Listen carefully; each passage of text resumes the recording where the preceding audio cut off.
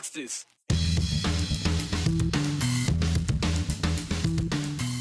There's an abortion ban already in play here in Idaho, and 2 more set to take effect within the next week. Maybe. Or it could be just 1 more. I know, it's kind of confusing, but we're going to do our best to clear it up with the help of a former state attorney general. It's been 2 decades since Idaho became the home of the only Anne Frank Memorial in the country. That's still the case, and we're still learning from the lessons taught from that monument. Or are we? It happens every year at this time. We start running more water out of our reservoirs to make room for next spring's runoff. But there are several of you wondering if we should, since, frequent droughts and all. Can't we just keep it in the bank? The abortion laws that have already taken effect or are about to in this state are a lot like the rivers that run through it. Well, at least the circumstances surrounding them are. They're fluid and they can change direction based on the boulders placed in front of them. There are 3 separate laws that are all in different stages of enforcement, and those boulders are trying to, change those directions. And that could even change once again come Monday when a federal judge is going to listen to arguments from the Department of Justice as to why they believe one of Idaho's abortion bans should be blocked. That would be the trigger law that criminalizes nearly all abortions in Idaho. So what are the implications? Well, let's get some of that perspective from Joe Paris, starting with some clarification we talked about yesterday when it comes to what is in effect and what isn't yet. Yes, we need to be very clear here because there are 2 parts of the law, civil law and criminal law. And for the most part, we've been talking criminal law, but we do need to talk about the intricacy here of all this. So let's be very clear here. As of today, we have 2 laws waiting to kick in, while 1 civil law is already on the books. And let's start with that civil enforcement law that went into effect late Friday after the Idaho Supreme Court decision. Now, that law passed earlier this year as Senate Bill 1309, and it allows specific family members of a preborn child to sue a medical professional for performing an abortion after about 6 weeks of pregnancy, to the tune of at least $20,000. And the law allows lawsuits to be filed up to 4 years after an abortion was performed.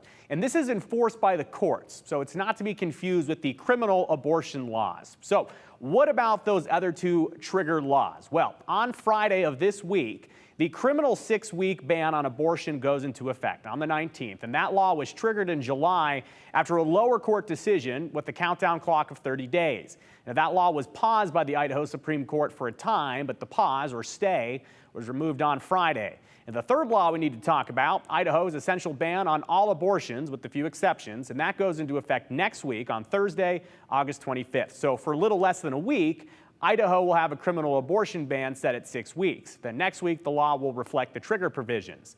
Now, no abortions except for cases of rape or incest reported to law enforcement or a medical emergency to save the life of the mother. So, everybody on the same page? Good, because it could all change again soon on Monday. The state of Idaho will appear in court against the United States of America. The U.S. Department of Justice is suing Idaho over the almost complete ban on abortions law. Now, they argue that the Idaho law contradicts a federal law that basically says medical providers that accept Medicare funds need to provide emergency care for people in serious jeopardy. That includes emergency abortion care. Now, the Idaho law, meanwhile, has a higher bar to allow an abortion. The mother's life needs to be at stake. Now, the Department of Justice argues that the higher bar, it conflicts with federal law. It's called EMTALA. That's the federal law. So Monday, the DOJ versus Idaho battle continues in U.S. District Court. And a major conversation will be about the Supremacy Clause in the United States Constitution. I spoke with former Idaho Attorney General and Idaho law expert David Leroy earlier today. He explains the Supremacy Clause and the bar the DOJ needs to meet Monday. In short, the Supremacy Clause is the rule that federal law will win over state law, but only if the federal government has specific authority in that area. You don't just get, if you're a Fed or the Department of Justice, a pass on that kind of argument. First of all, you have to determine whether the federal government has a legitimate regulatory interest in that area, and they probably do here. But secondly, you have to prove that both of those laws can't exist together. And to argue that something that goes on in an emergency room has to outlaw every other application of Idaho law is going to be a heavy burden for the federal government. So what results can happen Monday? A major one, the law in question can be paused. And to be clear, this is just the trigger law we're talking about. The 6-week ban is not part of the discussion here with the Department of Justice.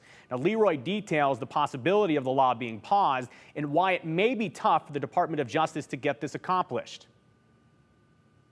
U.S. District Court judge, as has been done around the country on various other states' laws, can always issue an injunction if there's some immediate irreparable harm found and a likelihood that the federal government would prevail. State law can be intercepted and suspended for a temporary period until a final decision is had. That is a theoretical possibility, but it's a possibility that the Idaho Supreme Court has already rejected once, and the federal courts tend to look to Supreme Courts of states for guidance about interpreting state law.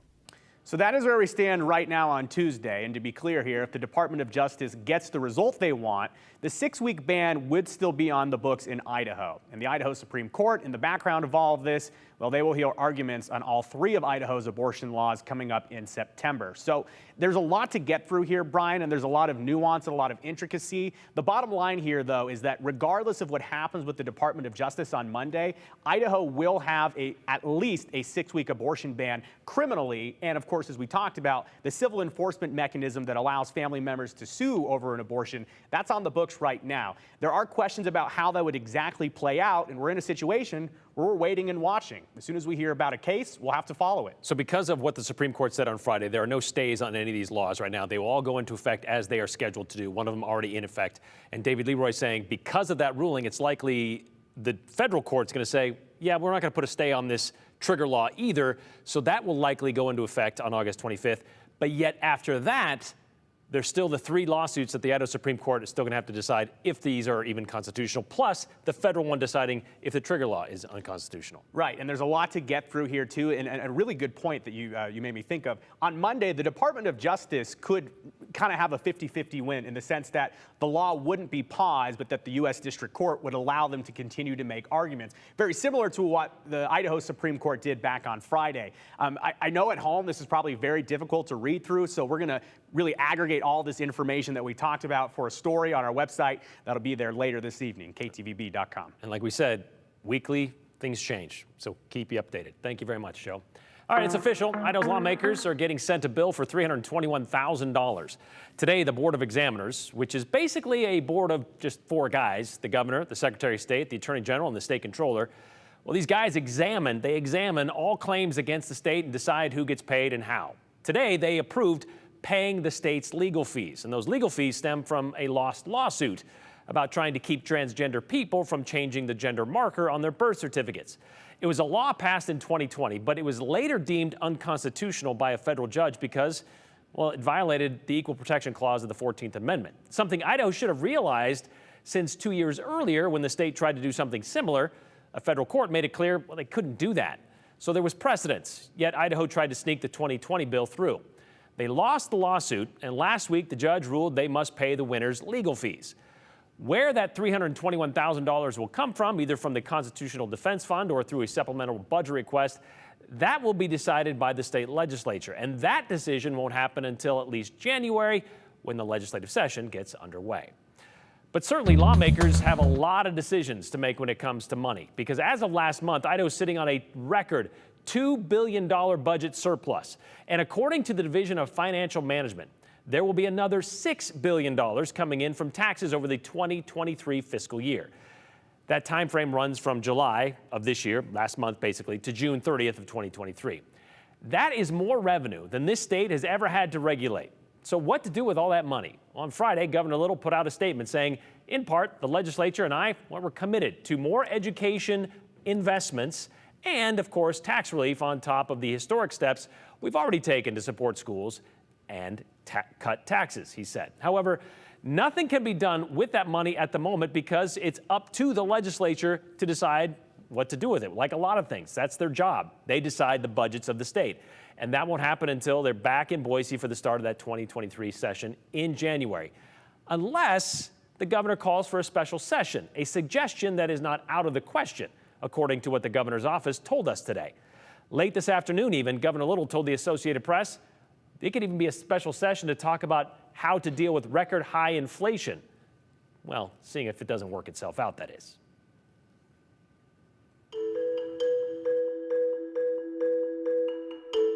Her legacy lives on 77 years after her death. The lessons learned from a persecuted teenager showcased 5,000 miles away in Boise, Idaho. We're celebrating 20 years of the Anne Frank Human Rights Memorial. But before we get to that, we want to make sure we save some time to hear from you, whether it's on social media or by sending us a text message. The number to do that is on your screen, 208-321-5614. Be sure to include your name and the hashtag #the208. A word of warning, though, we may share your message at the end of the show. So keep them classy and keep them clever.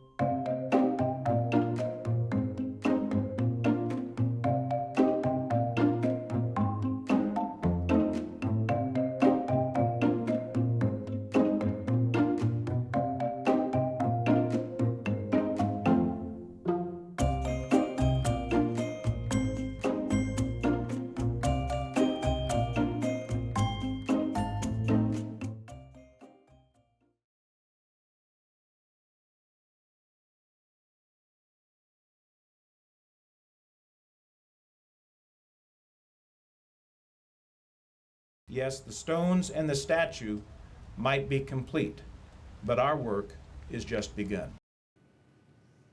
That was the sentiment 20 years ago today, when then Governor Dirk Kempthorne commemorated the opening of the Anne Frank Human Rights Memorial along the Boise River. It remains the only such memorial in the United States, and it was an idea born in 1995 when a traveling exhibit about Anne Frank came through town. And so many people came to see that traveling exhibit. Well, it inspired the Idaho Human Rights Education Center to build a permanent one. And today, the city honored the memorial's Emerald Anniversary.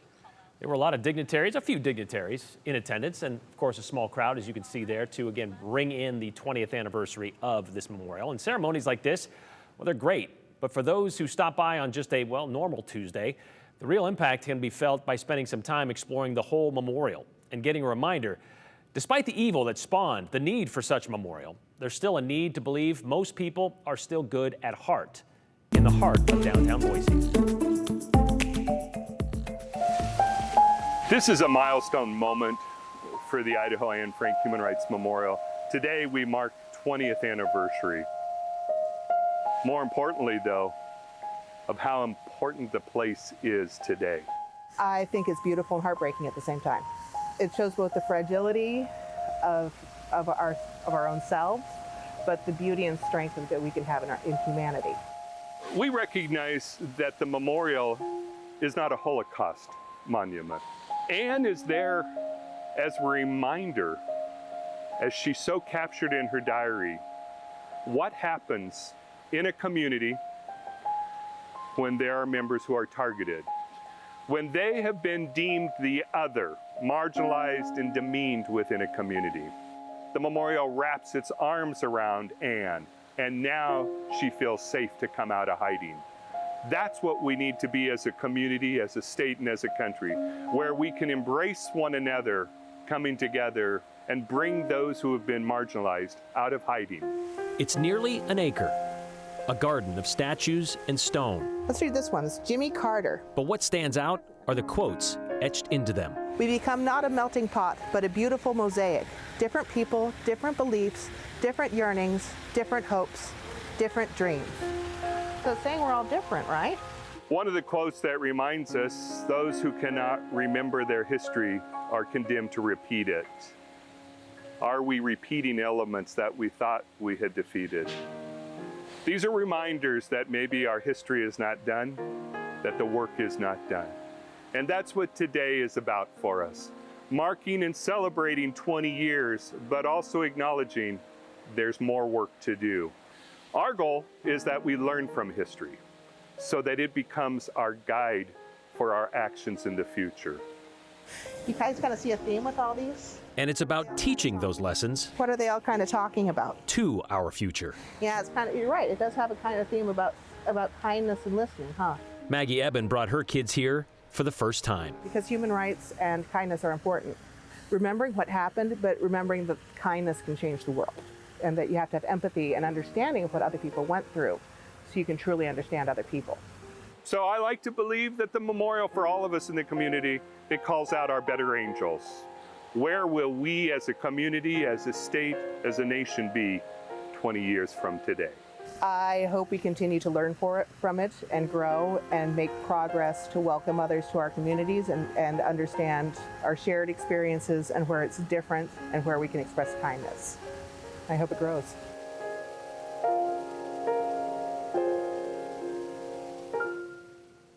Boise Parks and Recreation estimates 120,000 people visit the memorial every year. That's about 2.4 million people since it opened. And it's grown since then, too. In 2015, they added the Legacy Garden. In 2018, they added the Marilyn Schuler Classroom for Human Rights.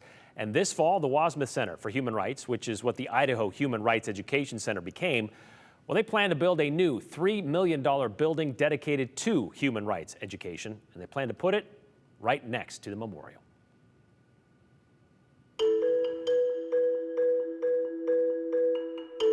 Despite concerns that the drought we find ourselves in every year going to continue next year, well, we're still letting water out of our local reservoirs.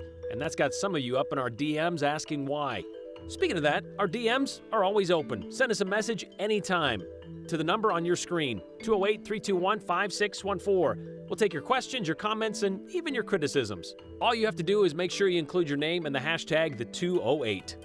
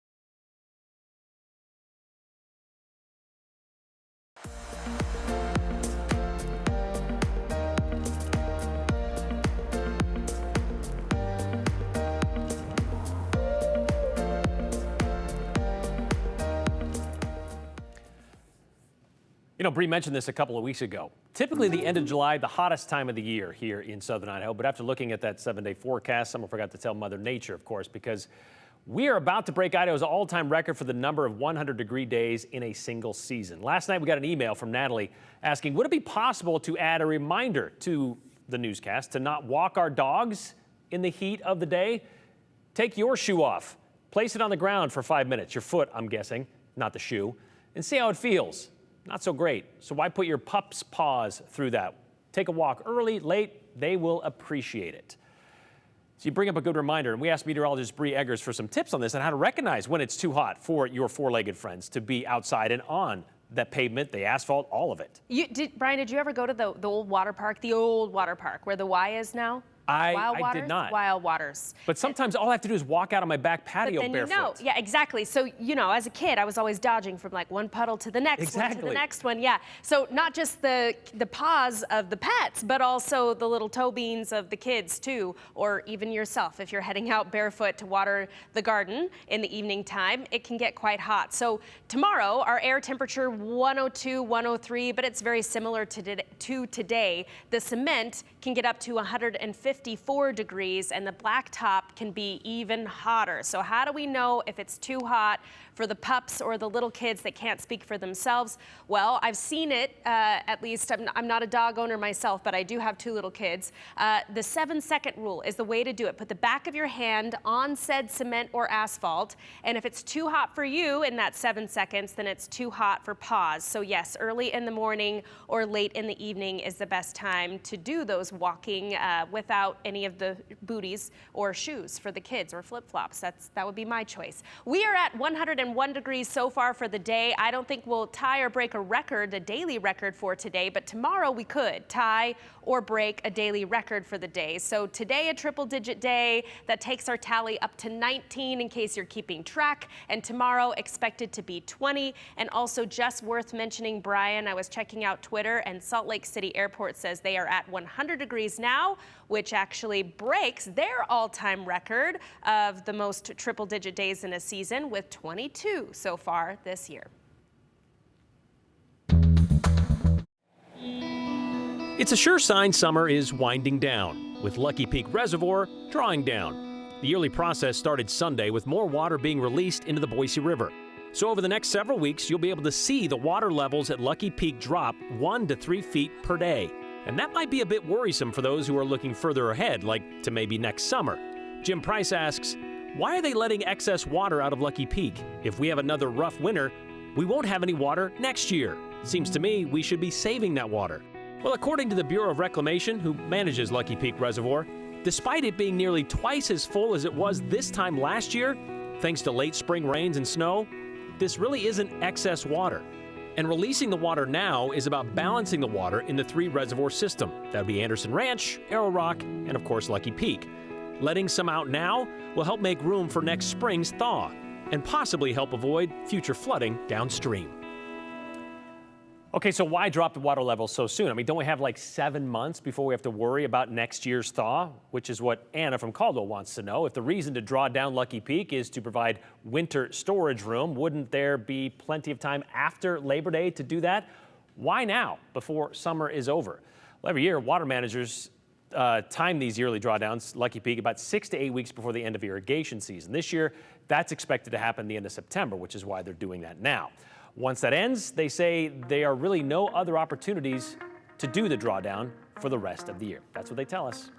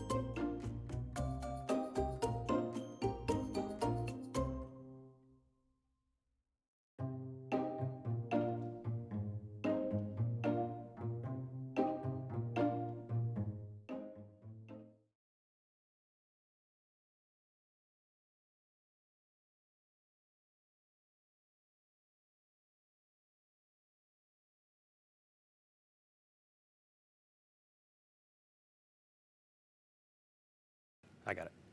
All right, welcome back. Let's get to your comments that you sent in today. A lot of them focus on the abortion laws that are in play and about to be in play, but could not be in play depending on judge decisions next week. It'll all iron itself out accordingly. But this is from Mark. Maybe the reason Idaho loses so many lawsuits is the lack of, well, educational funding. We now have a $2 billion surplus. A lot of people have also said we need to pump more into education, a lot more than we have been, despite claiming we've sent record monies to education in Idaho. It's amazing. Everyone thinks this is the freedom state, but not if you are a woman and want to make your own health decisions. Women have lost their rights in Idaho, says Kathy. 49% of the state, by the way, is women, and they have lost at least a choice in this matter. If the state legislature keeps passing unconstitutional laws, it won't take long to spend that record surplus, says Jim in Boise. It's a good point. Let the people decide. Let us vote on the abortion ban. There's a lot of you who have said the same thing, but what that takes is obviously somebody to get it on a ballot. It's not going to be coming out of the legislature. You can guarantee that. But it could come out of somebody who decides to put an initiative together and maybe put it on the ballot. But again, got to get a lot of those signatures to put it on the ballot, and it's not going to happen next week or even this November. So wait and see what happens. It does not matter what radio station you listen to or TV station. There are always commercials for men with ED, and she doesn't mean education. If a man would just come to a place, their ED would be solved. It seems to me if it's God's will a woman carry a fetus to birth, then it is God's will men suffer from ED. Can we expect a law on this next year, says Rhonda in Boise. It's a good question. A lot of you are asking that one. We'll see you tomorrow.